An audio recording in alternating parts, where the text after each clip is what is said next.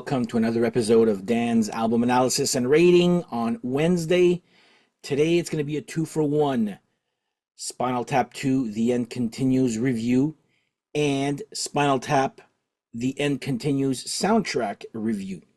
So before we start off, if you do like this type of content, please like and subscribe, tell your friends, hit the little thumbs up and a little bell to be notified when I publish new content like this. Cheers to you all. Now, I am a huge Spinal Tap fan. Got the Blu-ray. Even got The Return of Spinal Tap, which is a concert with sketches in between. Not bad. Not as good as this. And of course, the soundtrack to the original motion picture. There you go. And Break Like the Wind. And today I got in the mail Spinal Tap The End Continues soundtrack. Now, which one should I do first? The movie or... I'll do the music first and I'll do the movie after. So I went to see Spinal Tap 2 The End Continues on Sunday with my friend Pascal and his girlfriend. And we were 3 in the cinema. Was it because it was a matinee? I don't know. But I'm strongly telling people, like, if what I saw on Sunday is a hint, if you want to see the cinema, go see it as fast as you can, because don't think it's going to stay there very long. If what I saw on Sunday is any indication of, hopefully it's got better attendance at night. But anyway, we'll get into the movie after. So today, I actually got this in the mail, and I was like, yeah, there you go. So I got to see my movie yesterday. Then the soundtrack comes in today just to complete the whole thing, right? So before we start off, so yeah, this soundtrack obviously came out in 2025 on Interscope Records. The new album featuring Elton John, Paul McCartney, Garth Brooks, and Trisha Yearwood. Now, I've actually listened to this twice already, okay? And I'm going to say that this album is actually quite good. And of course, the phone's ringing. Let me just go. So yeah, there's stupid, annoying people there.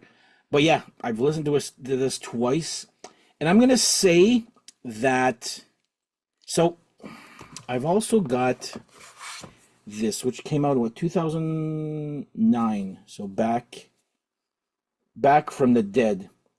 So it's kind of like remakes of songs. This was they're all good. I mean, this is okay. But I'm going to say this for this one here. So there's new songs, brand new songs, and also old songs re-recorded. And I'm going to say that the re-recorded songs are actually a big highlight. And I'll tell you why. So we'll just go through the old song. So Listen to the Flower People is actually also done with Elton John, which also appears in the movie. Quite good. Cups and Cakes with Paul McCartney, which also appears in the movie. Also quite good. Big Bottom by Garth Brooks. Hi, I'm Sean Connery. Anyway, with Garth Brooks and Trisha Yearwood. My only complaint about that cover is it's too short. I actually enjoyed that cover of theirs quite good. And of course, Stonehenge with Elton John, which also appears in the movie. No, I'm not going to say anything there. And the rest is actually brand new song. One of them is called Nigel's Poem, which the album starts with him reciting a poem. Let's Just Rock Again. It's probably one of the better original songs they've come up with since Bitch School and The Majesty of Rock there.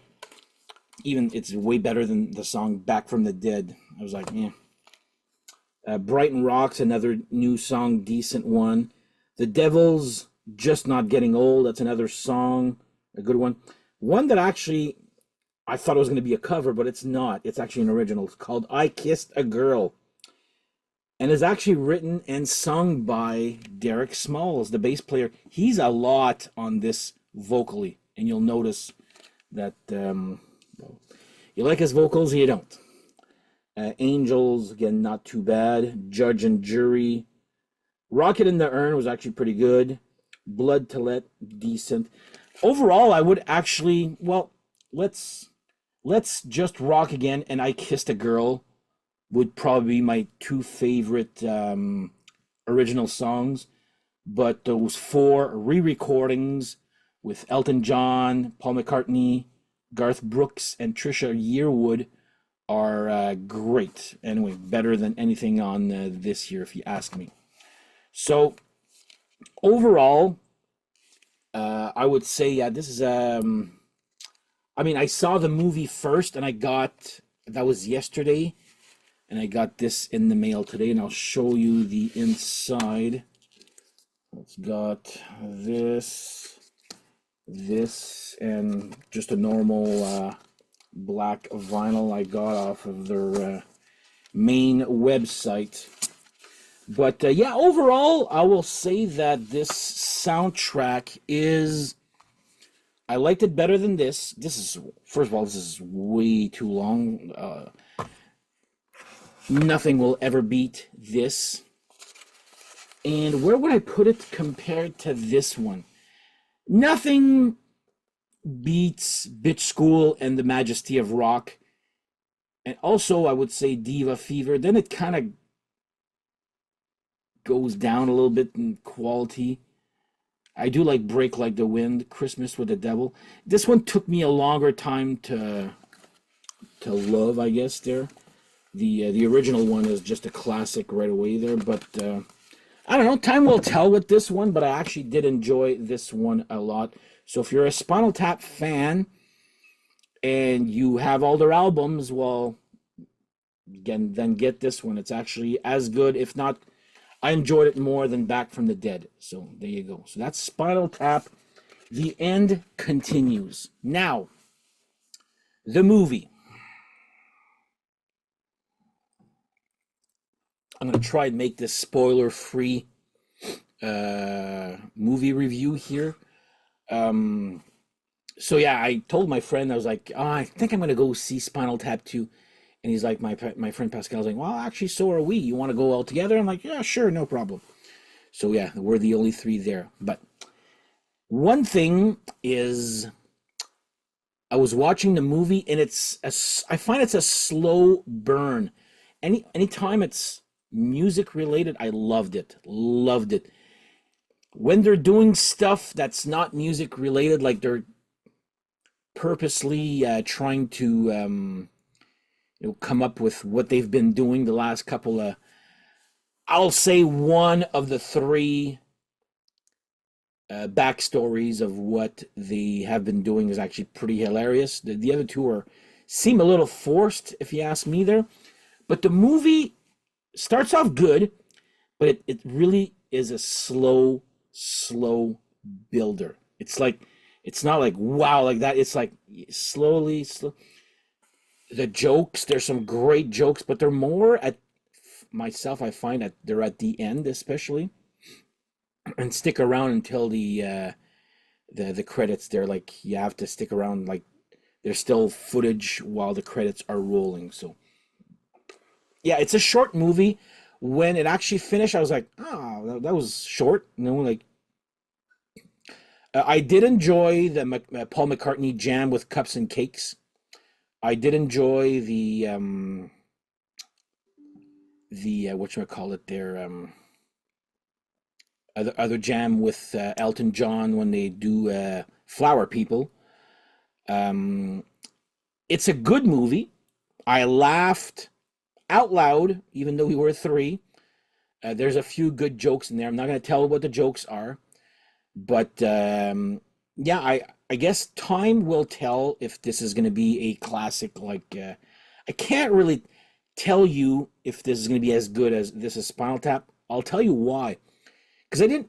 I only liked This is Spinal Tap, the first one, when I first saw it. I just liked it. It's with repeated viewings and repeated this and that that I'm grown to love it. Because certain jokes, I guess you don't get maybe the first time. I don't know. We'll see it. I'll definitely get it when it comes out on Blu-ray there. But is it as good as This is Spinal Tap? It's not my place to say. I enjoyed it. I do enjoy more This is Spinal Tap, but ask me this in 20 years how I feel about Spinal Tap 2. If this channel is still going in 20 years, I'll be pretty impressed. But because when it was announced, I was like, okay, I love Spinal Tap. I love everything, like you could see right there. I love everything Spinal Tap related. And when I saw that this was Spinal Tap 2 was coming out, I was like, cool. And I was like, okay, well, is this going to be um, just a cash grab or just, going through the motions and just, punching in and punching out, and just doing your. No, it's actually a little bit better than that there. Um, but I will say that story wise, they're not replicating the story of This is Spinal Tap. The Spinal Tap 2, The End Continues, has its own story. I just find there's these little things in between missing. And when I heard that, Spinal Tap was coming, Spinal Tap 2, I was like, I'll go see it because I love Spinal Tap.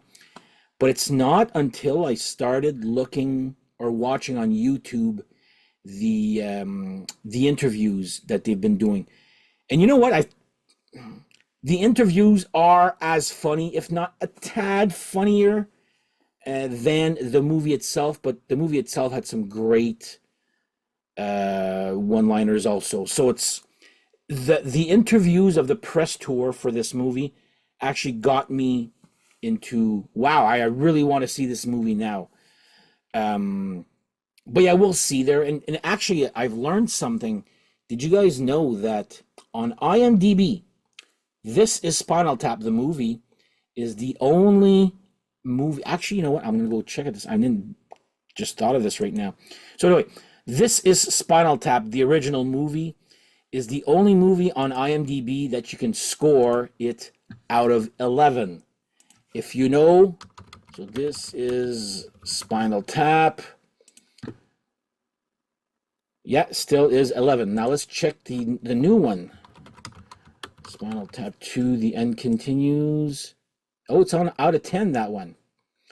So, okay, that's interesting. But yeah, it's one of the only movies that This is Spinal Tap is, um, you can rate it out of 11.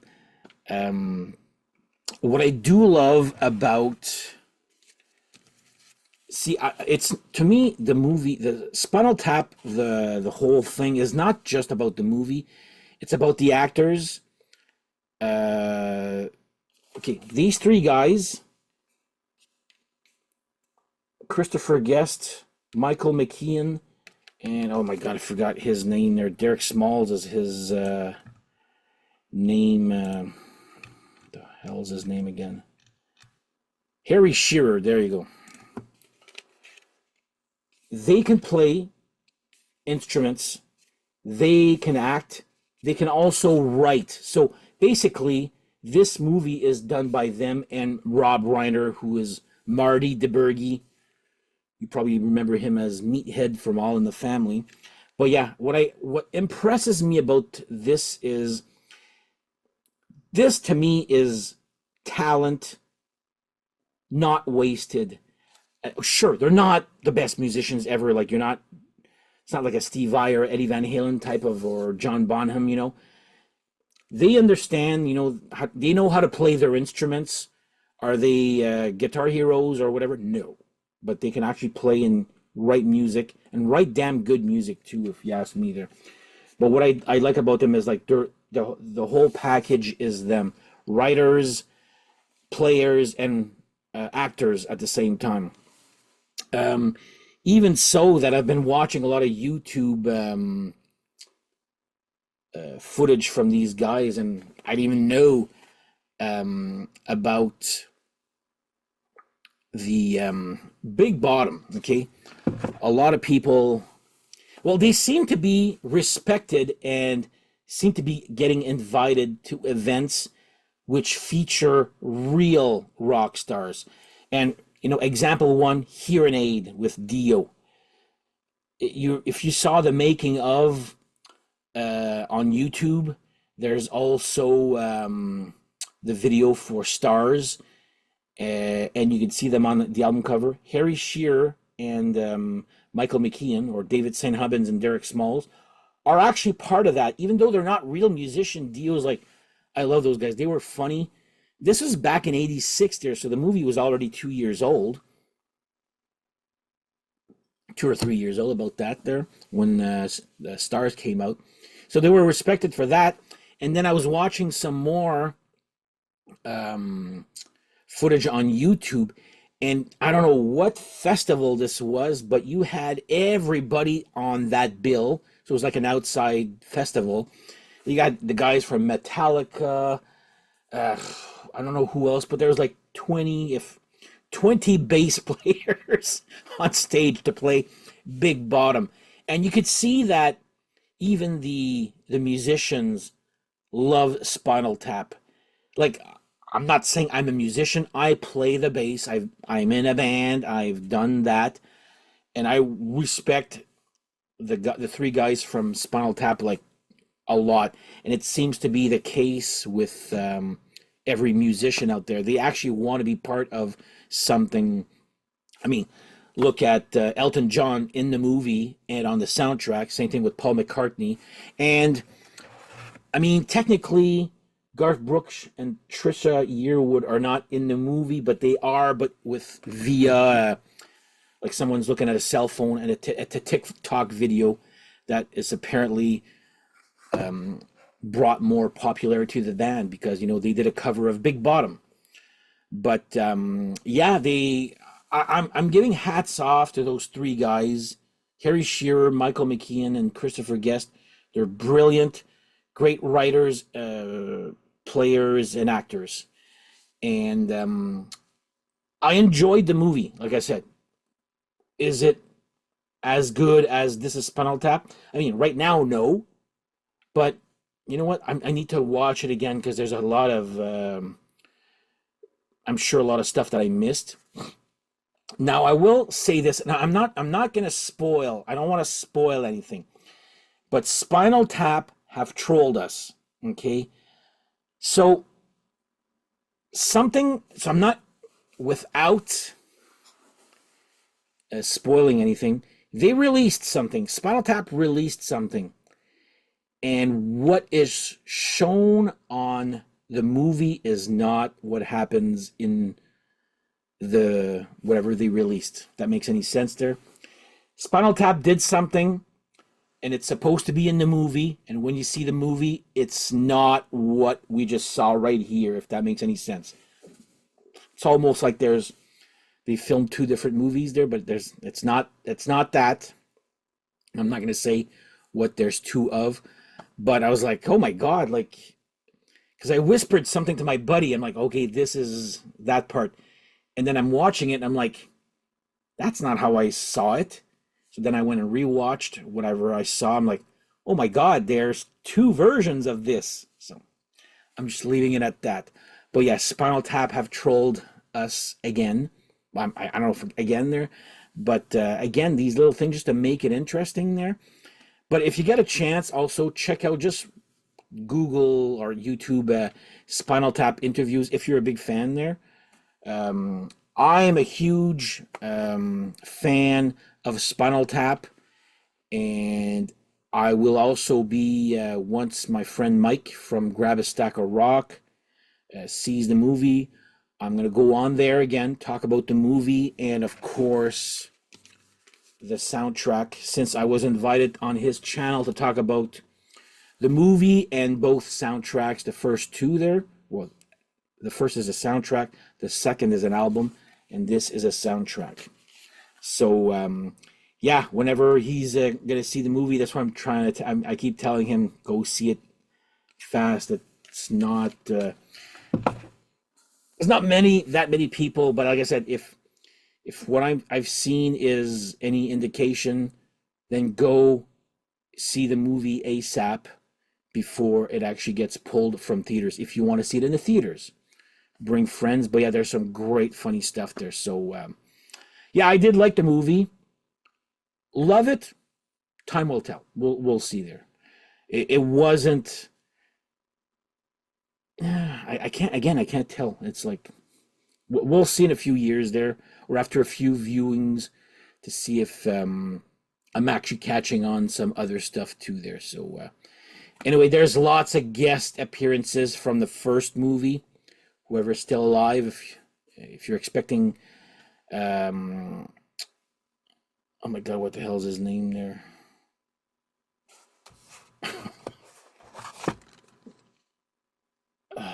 Will Fred Willard. There you go. That's my God. If you're expecting him, well, he passed away like last year or the year before there. So, but yeah, mostly anybody you remember from uh, the first movie actually make a small, and I want to say small just to say, what are these guys up to? Let's just go and see for 10 seconds what they're doing and never think about them again. So I've watched a few reviews. Some say it's good, some say it's a waste of time. I'm just basing it on how I first reacted when I first saw this as Spinal Tap. No, it's good. But the more you watch it and the more you talk to people about it, you're all quoting this and that. I mean, I'm already quoting one thing with my friend Pascal, like, and we only saw the movie yesterday, you know? So there's a few good quotes in there. So anyway, time will tell.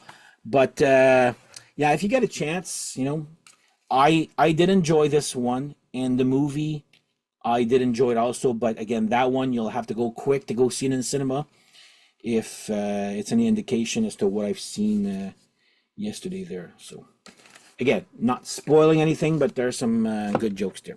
So anyway, that's my episode for today. Thank you guys for watching, and on that note, we shall see you guys next episode. Take care. Bye bye.